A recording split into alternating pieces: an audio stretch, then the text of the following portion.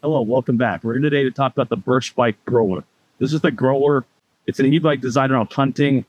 It's really kind of like a Chevy Tahoe with a blown V8 e-bike. It's super high powered. It's got a lot of range with a big battery. So let's get into the details. It's got dual 750 watt motors, giving it all-wheel drive. It's got a 25 amp hour battery and a Shimano 9-speed pedal driveline. Some features of the Grolar that make it good for off-roading. It's got a 180 millimeter travel fork. It's a dual crown fork design with an actual air spring. It has a suspension seat post and also kind of a really padded seat with some big springs in the back of it. The Grolar comes with a front rack, which is rated for 50 pounds, and it's got a rear rack that's rated for 100 pounds. Over here on the business end, let's take a look at the cockpit. You can see here it's got the buttons for turn signals and then a power button, which is kind of hidden on the side along with the plus minus button. It's got a color LCD display that also shows how much power you're using, the speed, the trip meter, and a few other bits of information. And then here's the 9-speed shifter with the display that shows what gear you're in. It's got Tektro hydraulic brakes. You can see the brake lever here. It's got a 750 watt hub motor in the front and another 750 watt hub motor in the back, which gives it somewhere around 1200 to 1500 watts potential power.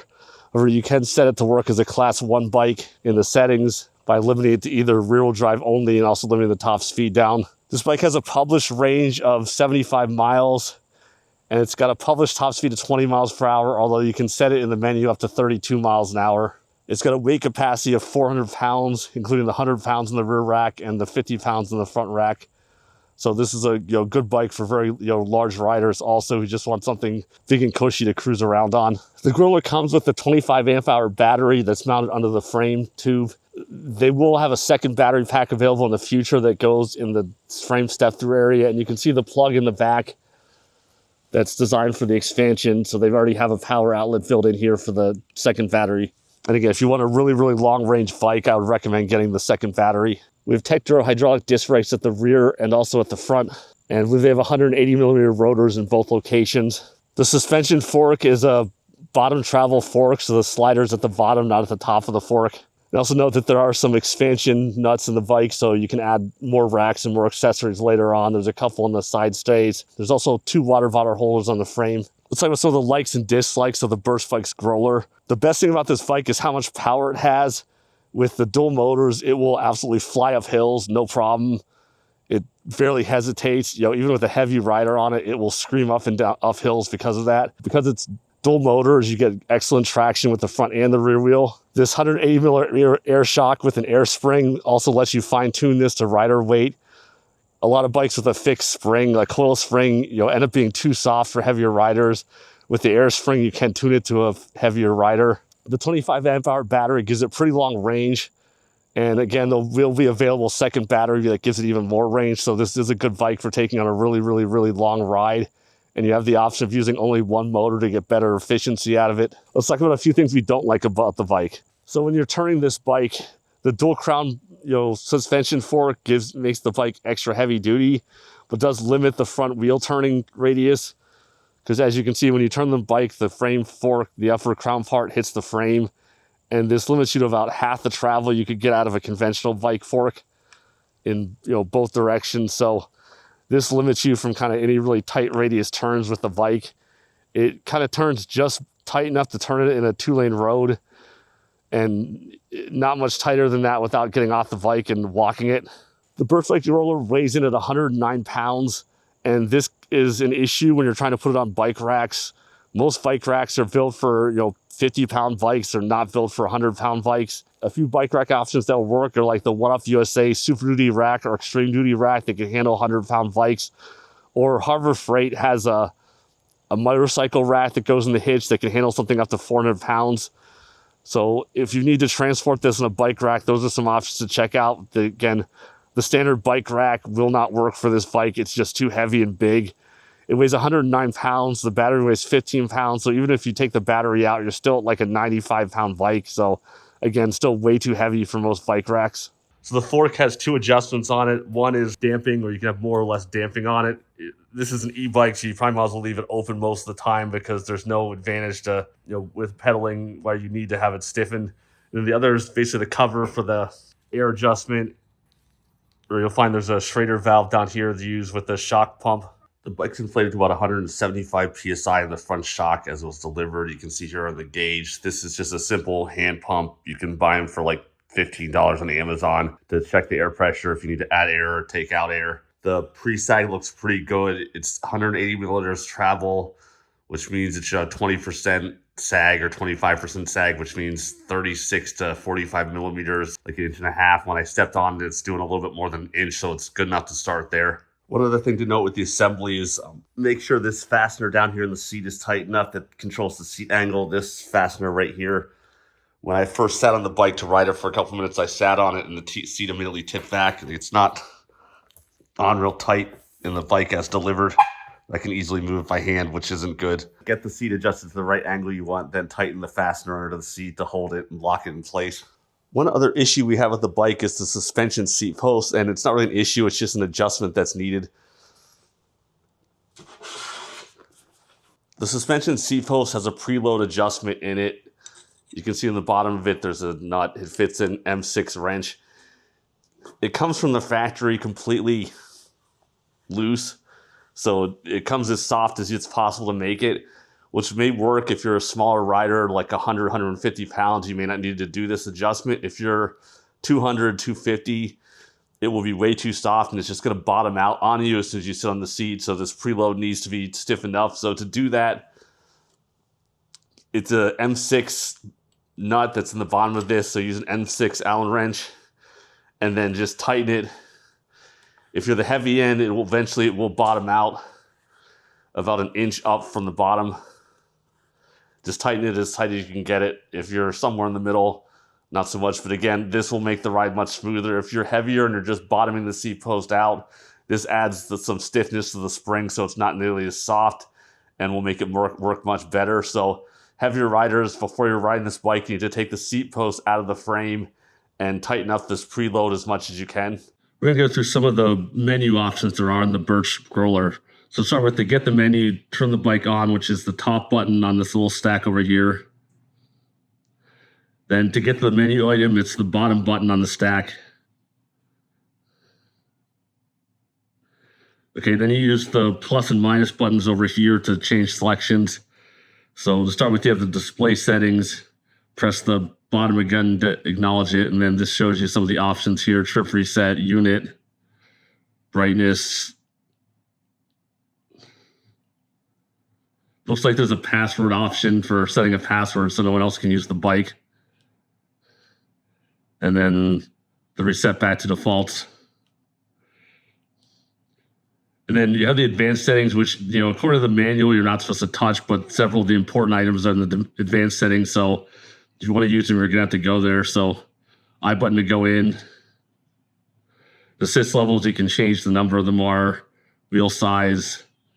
So the speed limit, the bike comes defaulted to 20 miles per hour. And you can set it anywhere from, let's see how low it'll go.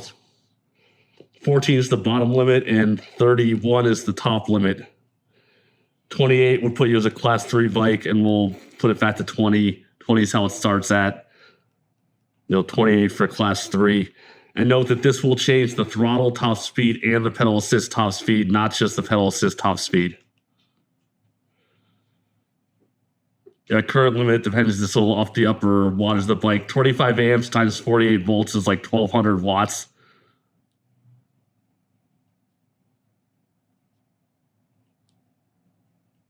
I'm not sure what some of these other ones do. Drive mode, this is an important one here.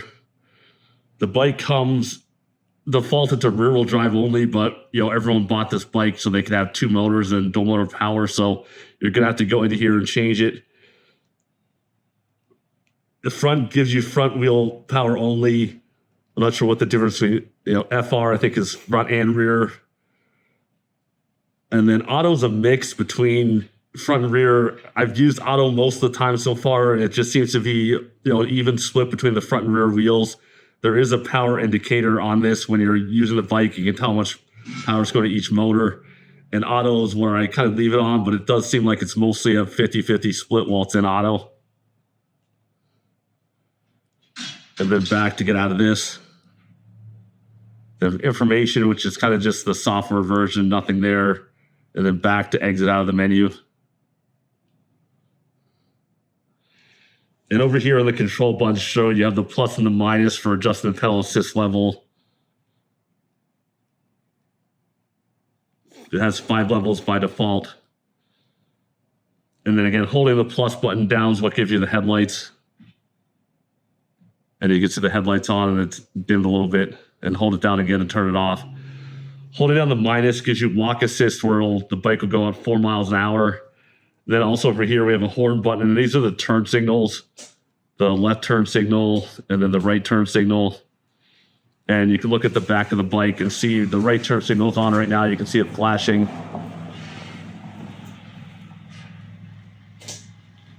And this is the left turn signal. And you see the left side flashing.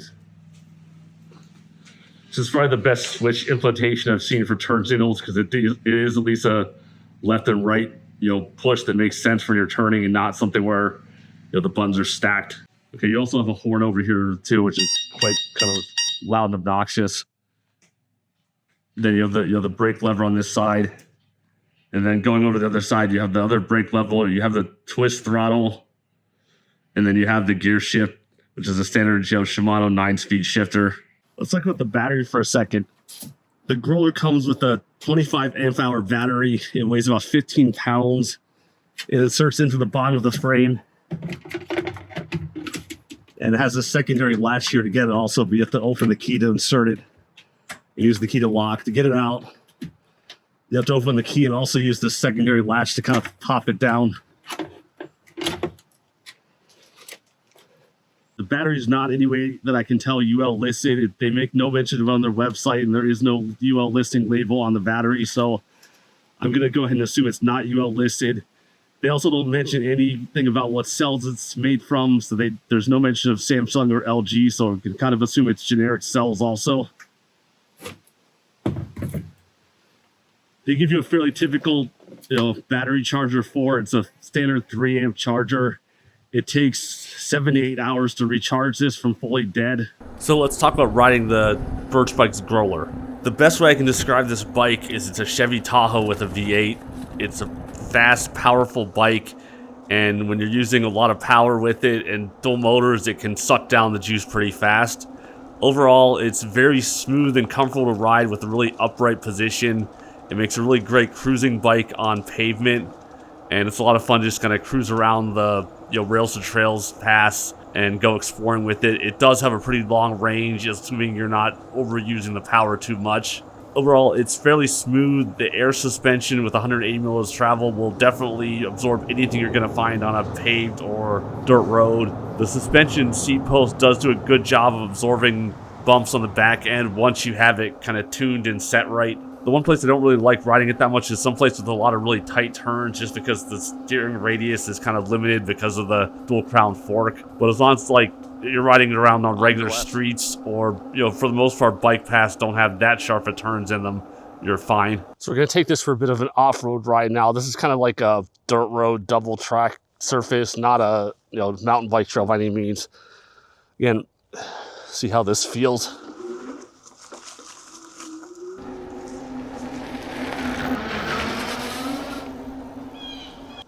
Overall, the fork feels smooth because, again, it's got 180 millimeters of travel, so I would very much expect it to. The bike has enough slack geometry that it corners pretty good. So one thing to note with this bike, because this is a double crown fork, is it does limit the turning radius of the bike because you can see the fork hits the frame on each side before you can turn it real far. So again, this does limit how sharp a turn you can take the bike around, and kind of limits it to really any technical terrain where it has really tight corners. This bike is not going to work well for. So I would not even try to ride this on, say, real mountain bike trails that are technical. It'll probably work great on a flow trail that's nice and with bank corners and smooth, but anything really tight and twisty, this is not going to be the bike for it. All right, so this is one of the steeper climbs in this area. So we're going to set it on like PS5 just for kicks. See how fast we can go up this hill with pedal assist. I expect it'll, take almost no effort whatsoever to get up. Again, it's not real it's not real, it's fairly loose surface, so again, it powers up, no problems, nothing issues with traction whatsoever. All right, we're gonna go up this hill again, just throttle this time, no pedaling. Again, this isn't all-wheel drive mode, auto, so it's gonna use the front and back motors. And again, you can see how fast it's powering up this hill. I am having to let off the throttle a bit because it is actually going too fast up for the surface. So again, you saw that it powered up this hill, with authority, with a fairly heavy rider on it. So again, this bike with the dual motors has just gobs and gobs and gobs of power. So again, this is a fairly steep hill. Braking wise, I feel pretty good control. I don't feel overpowered. I'm not in any way worried I'm gonna flip myself over the handlebar with the brake strength this has. Again, they're adequate, not overpowered, but kind of adequate for what's needed. So we're gonna see how fast this will go with throttle. The speed limit's set at 32 in the options menu, so how fast will this thing really go? Let's find out. Again, I don't recommend doing this, but here we go.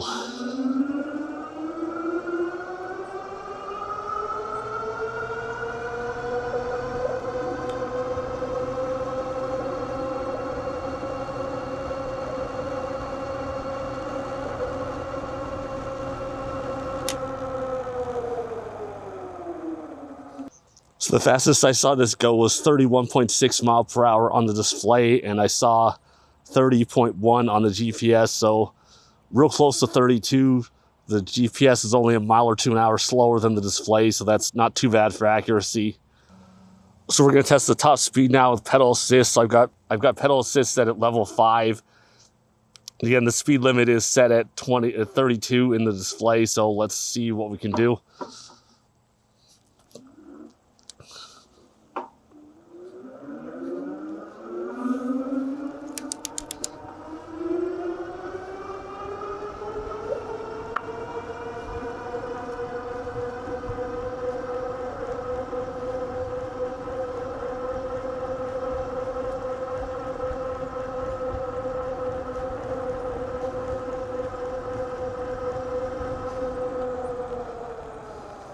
So I saw 28.6 is the max on the GPS, and I think 31 on the display is what I saw, so a little bit slower than throttle. You do have to pedal really fast cadence though once you're up there, and it's not real comfortable to ride this fast, but it will do it. So overall, for the top speed of this, it will go fast. It will go over 30 miles an hour. I would practice riding some, getting used to it up at that speed. It's not something I would want to do often myself. I'll probably be happy to let it sit at 28 as the top speed limit. But for anyone who wants to, go faster, it can. So I've got the speed limit set down at 20 miles an hour now, which is what the factory default is. So let's just see what it will do with throttle and pedal assist if it limits us at 20. So we'll do throttle first.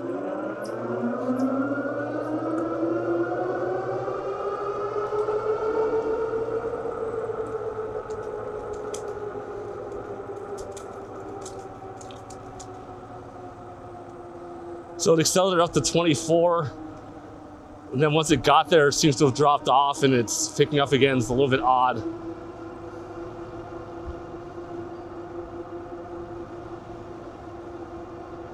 So it kind of gave you an initial burst where it went up to 20, and after that, it's kind of dropped back and staying a little under 20. So let's repeat this now. We'll do pedal assist. We're still on level 5, and we'll see how fast it'll go.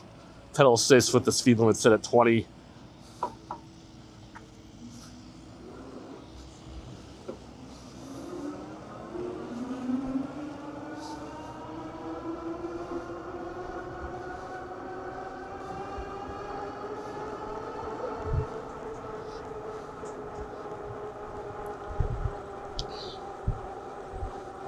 So the assist seemed to let it go a little above 22 miles per hour, the same way throttle did. And after that, it's kind of, I can feel the assist dropping off at 20. So it kind of like gives you an initial burst above the speed limit setting.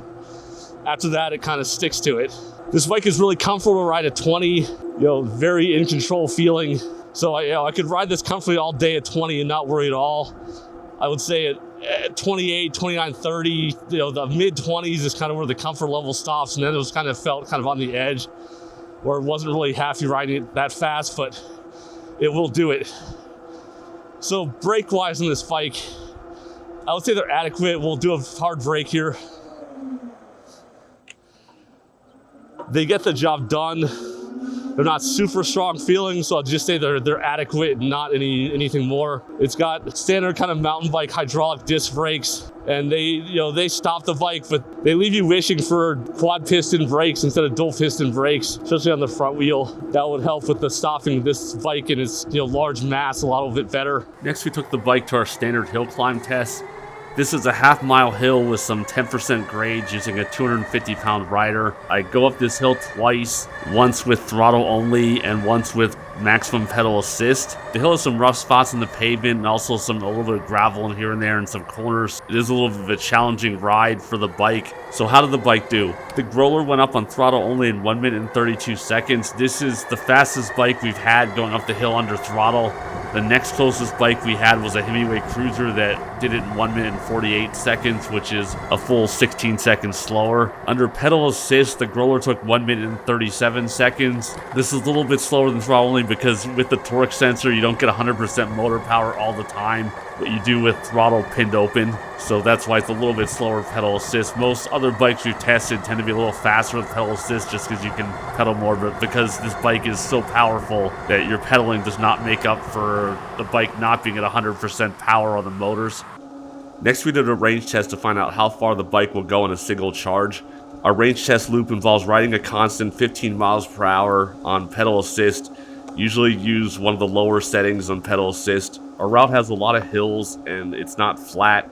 We use a 250-pound rider. For this bike, because most people are buying this bike to ride as a dual motor bike, they're not riding it to ride as a single motor bike. So we did the test with dual motor mode activated. I was using the auto setting, which sometimes has two motors, sometimes it's one, but most of the time it's a split between the two motors. And we rode the bike that way because that's probably how most of you guys are gonna ride it. This probably will reduce the range a little bit. And also because this bike is difficult to transport, we had to do our hill climbing test during the range test because it is part of the loop. So we did two burns up the hill at full power during the range test, which may have reduced it by a couple miles. So here we are at the end. We measured this with Strava. You can see we're just shy of 50 miles, 49.84, so we'll say it went 50 miles. This is the display that went in when it finally hit the point where it would not go anymore.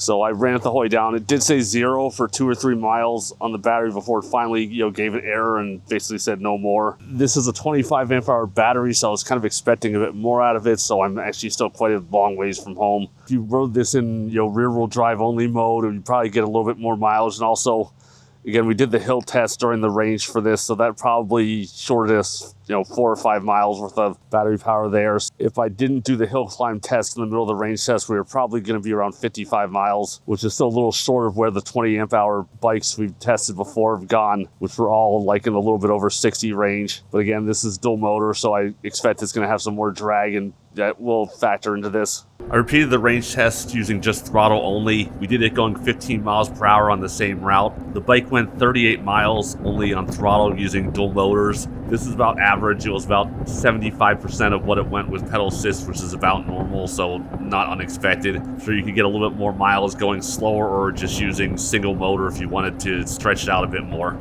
Let's talk about the sizing of the bike for a second. So we're taking this for a ride at night just to show how bright the light is. And it's got a pretty wide angle to it for most, e-bike lights. Definitely an improvement. You can see it's kind of got a vertical upper limit to it.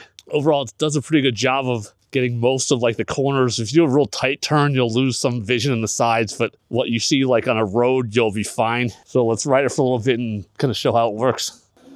This is definitely probably the brightest light I've seen on an e-bike with the widest field of view. And I wish they kind of threw this big light on every e-bike instead of the little tiny things the most, because there's no reason to conserve battery in the light, that's for sure. But overall, you have no trouble seeing off in the distance, and even 20 miles an hour, it's fine. Easily bright enough to ride it, going 20 anyway. I might still want a helmet light just for peripheral vision, but I don't need it for straight ahead at all. You can see my size for reference to this bike. I'm about 6 feet tall. It says 5'1" in the manual for the low height. I don't know. It'll be comfortable to ride that low. This is it is a step through bike, but this is a large step to get your foot over it. It's not small. You have to reach off quite a bit. It is not as easy to get on and off as, say, a smaller step through bike. To sum things up, the Birch Bike Grolar is really kind of a all-purpose outdoors adventure bike. It was designed for hunting, but it's really good for kind of any outdoor activity. It's good for anyone who likes, a larger rider that likes to go fast or just needs a lot of weight capacity on the bike and wants a lot of power. This thing's got gobs of it. I mean, the only real downsides are is that it is like a V8 engine and it's thirsty if you use dual motors. But other than that, it does have good range if you use them straight on the throttle and the pedal assist levels. So if you're looking for a new bike you want to use for outdoor adventuring and you're a larger rider, you just want something really high powered, definitely check out the Birch Bike's Grolar. Thanks for watching, everyone. Please give us a like and hit the subscribe before you go so you can get our future updates.